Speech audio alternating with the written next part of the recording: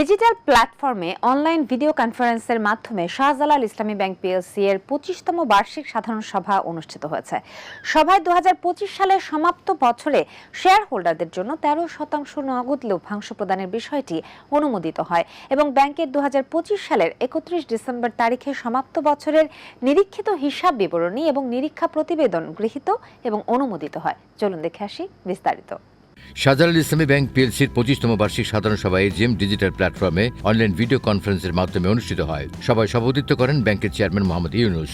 বার্ষিক সাধারণ সভায় 2025 সালের 31 ডিসেম্বর তারিখে সমাপ্ত বছরের নিরীক্ষিত হিসাব বিবরণী এবং নিরীক্ষা প্রতিবেদন গৃহীত ও অনুমোদিত হয়। এছাড়া সভায় 2025 সালের সমাপ্ত বছরে শেয়ার হোল্ডারদের জন্য 13% নগদ লভ্যাংশ প্রদানের বিষয়টি অনুমোদিত হয়। সভায় ব্যাংকের চেয়ারম্যান মোহাম্মদ ইউনুস এবং ব্যবস্থাপনা পরিচালক মোজলেউদ্দিন আহমেদ বক্তব্য রাখেন। অনুষ্ঠানটি সঞ্চালনা করেন ব্যাংকের এসিভিপি ও কোম্পানি সচিব মোহাম্মদ আবুল বাশার। সবাই অন্যান্যের মধ্যে ব্যাংকের ভাইস চেয়ারম্যান মহিউদ্দিন আহমেদ ও ফকির আখতারুজ্জামান, পরিচালকবৃন্দ মোহাম্মদ সানাউল্লাহ শাহিদ, আব্দুল বারেক, আক্কাসউদ্দিন মোল্লা, খন্দকার সাকিব আহমেদ, ইঞ্জিনিয়ার মোহাম্মদ তৌহিদুর রহমান, আব্দুল হাকিম, স্বতন্ত্র পরিচালক মোহাম্মদ রিয়াজুল করিম এবং শরিয়া সুপারভাইজারি কমিটির সদস্য মুফতি মোহাম্মদ মিজানুর রহমান উপস্থিত ছিলেন।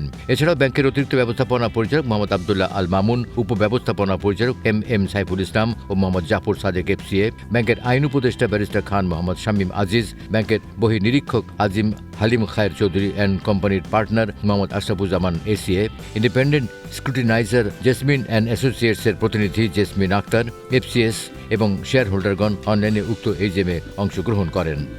আমাদের যে দায়িত্ব, আমরা দায়িত্বটা পালন করে যাব।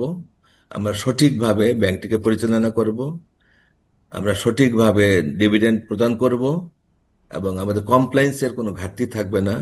এই নিশ্চয়তা আমরা আমাদের বোর্ডের পক্ষ থেকে আমরা আপনাদেরকে দিচ্ছি। আমরা কমপ্লায়েন্স ঠিক থাকবে এবং অ্যাসেট কোয়ালিটি ঠিক থাকবে ভবিষ্যতে। আমরা সেই দৃষ্টি, সেই লক্ষ্যে আমরা কাজ করে যাচ্ছি।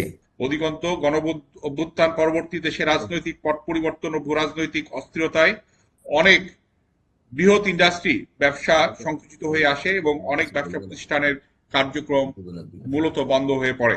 এরকম কঠিন এবং টালমাটাল পরিস্থিতি মোকাবেলা করে আমরা 2025 সালে সফলভাবে শেষ করতে পেরেছি এবং আমাদের ফরেন এবং লোকাল কারেন্সিতে কোনো ঘাটতি নাই এবং উদ্বৃত্ত আছে। এর জন্য মহান রাব্বুল আলামিনের কাছে আমরা শুকরিয়া আদায় করছি। আপনাদের অবগতির জন্য জানাচ্ছি যে 2025 সালে ব্যাংক প্রত্যেকটি ক্ষেত্রে উল্লেখযোগ্যভাবে প্রবৃদ্ধি অর্জন করেছে।